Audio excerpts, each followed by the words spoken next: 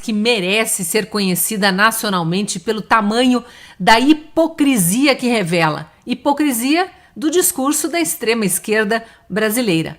Discurso que a gente precisa chamar de narrativa mesmo, para também expor o ridículo que é estarem há 1 ano e meio insistindo no papinho de terrorismo, de golpismo, de atos antidemocráticos por causa do que aconteceu no 8 de janeiro em Brasília. Nesta segunda-feira, professores da rede pública estadual fizeram greve para se manifestar contra um projeto de lei do governo Ratinho Júnior que estava para ser votado na Assembleia Legislativa. O que esse projeto dizia? Terceirização da administração das escolas públicas estaduais. O que é isso?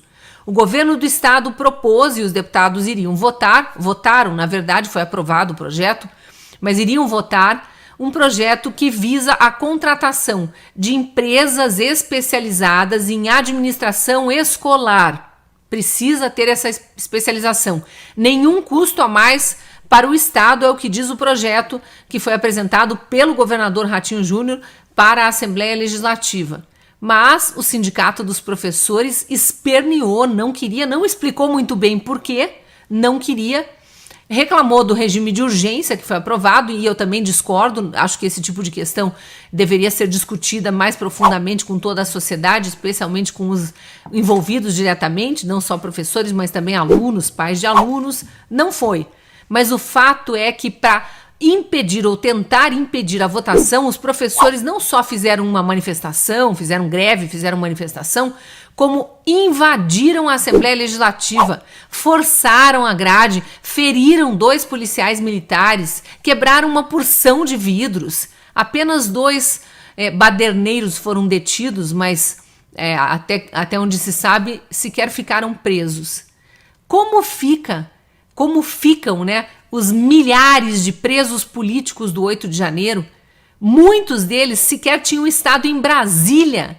Outros tantos não tinham ido à Esplanada dos Ministérios, ali à Praça dos Três Poderes. A maior parte estava só acampada na frente de um QG do Exército. Não há um único flagrante de crime, não há individualização da conduta, julgados no tribunal errado, sem direito à defesa. Os julgamentos foram feitos sem que os réus fossem ouvidos na hora do julgamento, ali só os advogados, e por vídeo.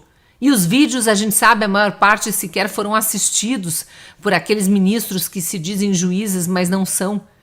Então, como pode a extrema esquerda, que plantou essa narrativa no Brasil, levando milhares de inocentes para a cadeia, destruindo famílias, fazendo crianças terem problemas psicológicos seríssimos? Tem criança até hoje que não recuperou a fala, porque pai e mãe foram presos, ou está recuperando muito lentamente.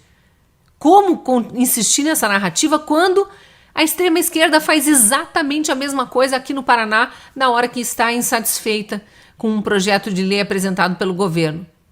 Se o mérito do projeto foi discutido da forma adequada, não nos cabe julgar aqui agora. Agora nos cabe analisar essa comparação da baderna feita pelos extremistas de esquerda aqui no Paraná com o que aconteceu em Brasília, onde não se sabe sequer se eram manifestantes pró-Bolsonaro que fizeram os estragos nos prédios públicos no 8 de janeiro. A gente não pode ter 2 pesos e 2 medidas no Brasil. É por isso que o Brasil está nessa insegurança jurídica absurda. E eu não posso deixar de encerrar o meu comentário lembrando que a culpa maior de tudo isso que está acontecendo no Brasil é do senador Rodrigo Pacheco, presidente do Senado. Porque ele, tão somente ele, pode levar a cabo os inúmeros pedidos de impeachment de ministros do STF que desrespeitam a Constituição, abusam da autoridade e continuam fazendo isso, porque ele, Rodrigo Pacheco, não coloca em votação esses pedidos de impeachment. Ou seja, ele faz o Congresso, o Legislativo, ser capacho do Judiciário, desrespeita ele próprio a independência dos 3 poderes. E para os extremistas de esquerda que continuam com essa narrativa ridícula, chega, o Brasil não aguenta mais. Tá aí, olhe para o que aconteceu na Assembleia Legislativa do Paraná e me diga aonde que aquilo ali foi diferente do que vocês chamam de terrorismo. O ministro do Supremo, Flávio Dino, suspendeu a lei do Amazonas que proibia o uso de linguagem neutra nas escolas públicas e privadas do Estado. A decisão atendeu a um pedido de grupos ligados ao movimento LGBT que argumentaram que a lei era inconstitucional por invadir a competência do Congresso para legislar sobre diretrizes e bases da educação. A decisão liminar será analisada pelo plenário do Supremo numa sessão virtual marcada para o dia 14 de junho. Bom, Augusto, essa decisão do ministro Flávio Dino vai em linha, né, do que também já decidiu o ministro Alexandre de Moraes há pouco tempo, em relação a 2 municípios, um em Minas Gerais, Ibirité, e outro em Goiás, Águas Lindas.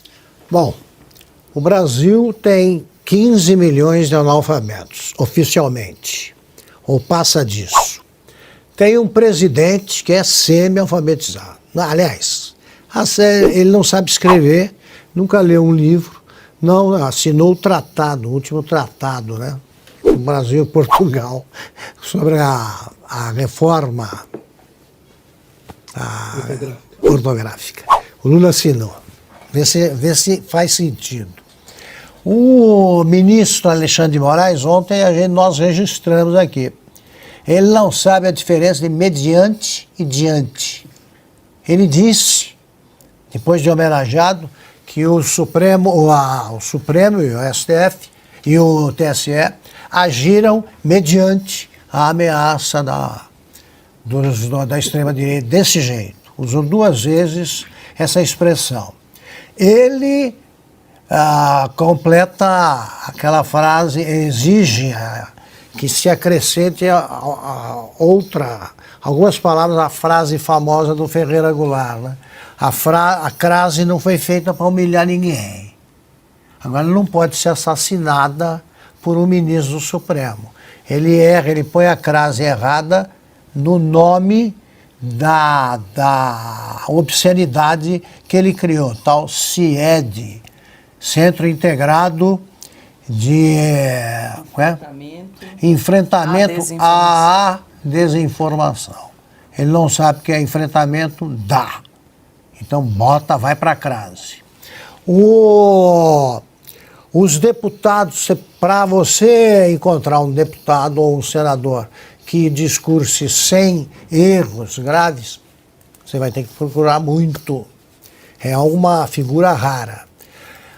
Os brasileiros, há pouco tempo, eram estimulados a falar errado porque, segundo os intelectuais, os artistas intelectuais, o povo é perfeitamente inteligível quando diz nós pega os peixes.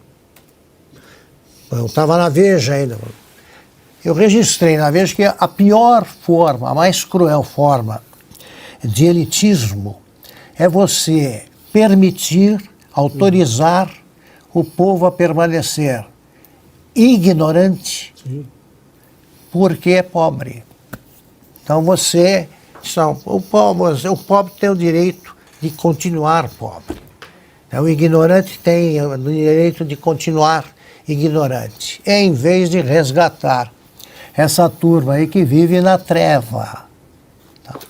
Pois bem, num país assim, onde você não encontra jornalistas, é difícil encontrar jornalistas que juntem bem o sujeito e o predicado, querem criar um segundo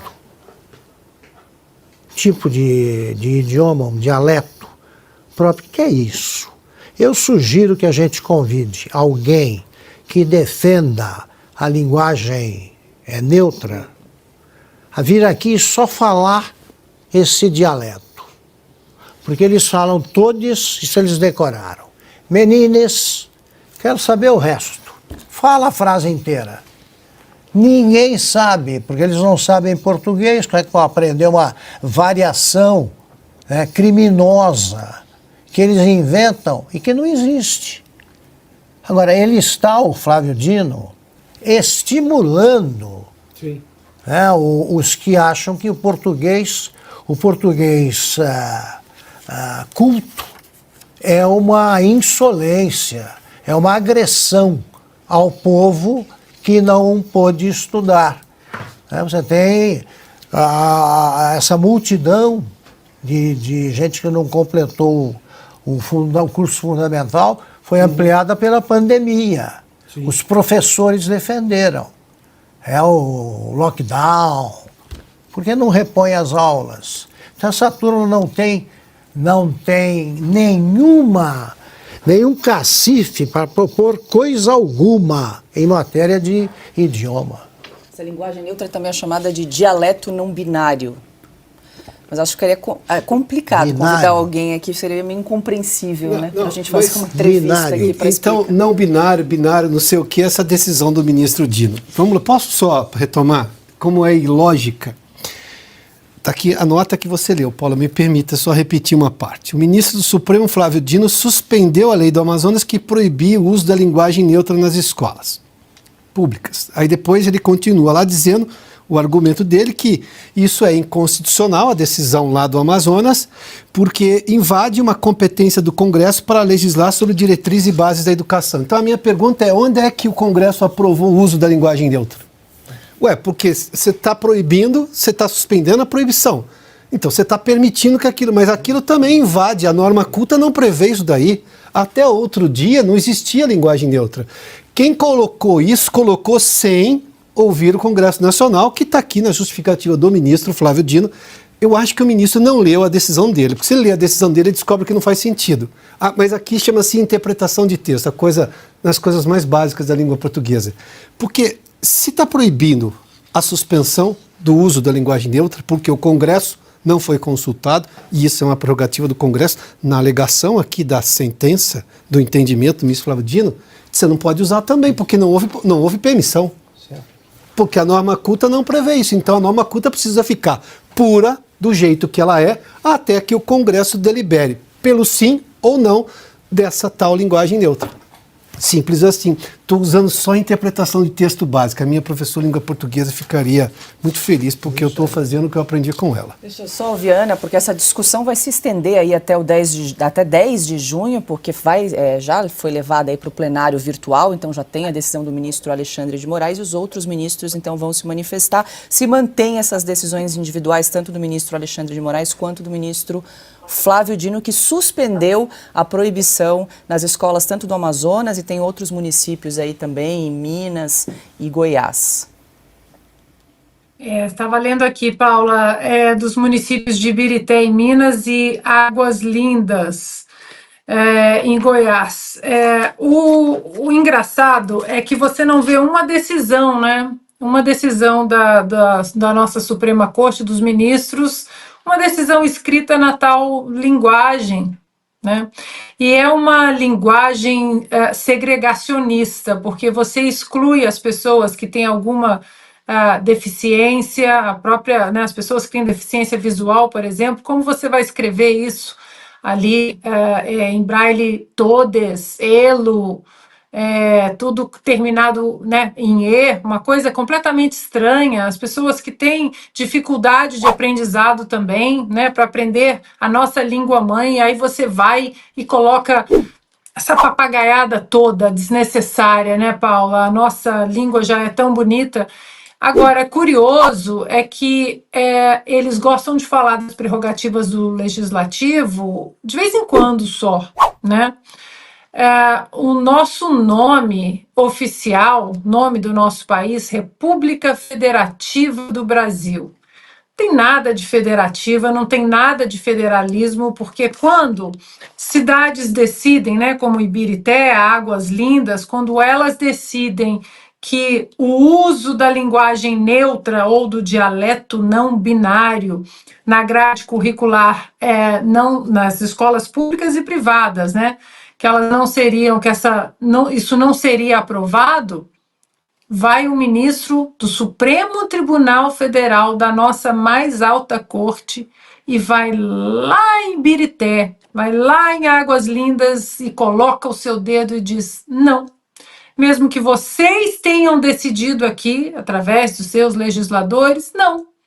porque isso é uma coisa que o Congresso vai decidir. Tudo bem, o Congresso vai decidir, mas o que acontece com o nosso federalismo? Com a República Federativa do Brasil. Porque se formos olhar, né, por exemplo, a nossa pirâmide tributária, 60% vai para a União, 25% vão para os estados e 15% para os municípios, mais de 5.700 municípios, se eu não me engano.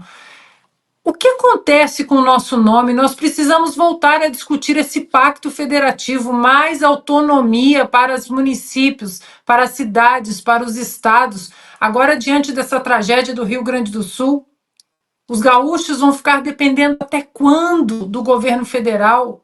Sempre uma burocracia, sempre uma camada. Eu vejo, porque eu converso com muita gente envolvida na reconstrução do Estado, e é sempre uma burocracia, seja ela nos bancos estatais para pegar um empréstimo, ou para construir alguma coisa, ou para tentar abrir uma rua ou uma estrada que não dava, que não existe mais.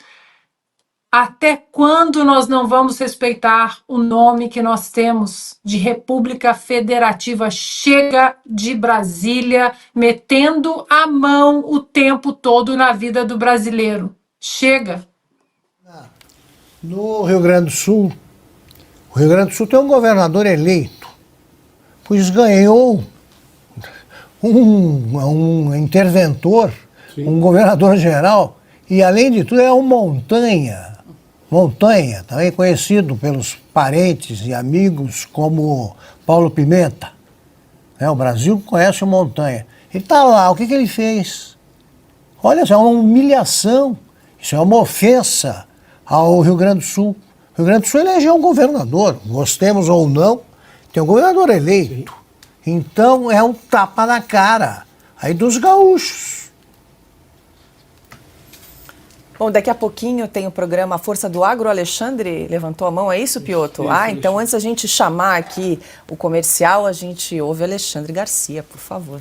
Rapidinho, para discordar do ministro Dino. Alexandre, Dino, você, língua portuguesa, né? Data vênia para discordar do ministro Dino, porque é sim constitucional a lei do Amazonas, porque a Constituição, no artigo 13, diz: a língua portuguesa é o idioma oficial da República Federativa do Brasil. E neutro não existe. O gênero não existe. Gênero neutro na língua portuguesa. O gênero é masculino e feminino. Já no gênero homo, gênero humano, aí é outra coisa. Aí é sexo masculino e sexo feminino. Né? É só isso. Está na Constituição, sim. Língua portuguesa não tem gênero neutro. É masculino ou feminino. O sapato é masculino, a cadeira é feminina. Ponto final. Bomba! Em meio a conversas ao pé do ouvido, motivo das gargalhadas de Lula e Pacheco na posse de Carmen Lúcias são reveladas. Assista. O presidente da República e o líder do Senado pareciam ter superado o desconforto do final de abril, quando o governo recorreu ao STF contra a decisão do Congresso de estender as desonerações fiscais. Em um momento da cerimônia, ambos quebraram o protocolo, compartilhando gestos cúmplices e rindo abertamente. Segundo informações de O Globo, essa descontração fazia alusão à relação entre o senador Davi Alcolumbre e o deputado Antônio Brito, que também estavam sentados ao lado da primeira fila do plenário. Os congressistas têm ambições diferentes para 2025. Alcolumbre já desponta como candidato único à presidência do Senado, enquanto Brito busca consolidar sua posição na corrida pela presidência da Câmara, com o apoio velado do governo. Saiu agora. Bolsonaro diz: se acabar com os pobres, ninguém vota mais nele. Diz Bolsonaro sobre Lula. No último sábado, o ex-presidente Jair Bolsonaro afirmou que é do interesse do presidente Lula manter o povo pobre. Se o cara é o pai dos pobres, se acabar com os pobres, ninguém vota mais nele. então interessa manter o povo pobre, disse Bolsonaro durante um evento em Guarulhos, São Paulo, para arrecadar doações ao Rio Grande do Sul. Bolsonaro também comentou que a verdade foi crucial para sua eleição como presidente da República em 2018. Ele argumentou que seria muito mais fácil estar do outro lado, alegando que é acusado de condutas ilícitas sem comprovação. Segundo ele, fazer o que considera certo é mais difícil, porque o povo gosta de ouvir umas mentirinhas doces. Além disso, Bolsonaro se defendeu das acusações da turma da esquerda, que o responsabilizam pela aprovação na Câmara da taxação de compras internacionais de até $50. Ele ressaltou que não tem mandato, não é líder e nem presidente de seu partido, o PL, e criticou a esquerda por culpar terceiros por suas ações.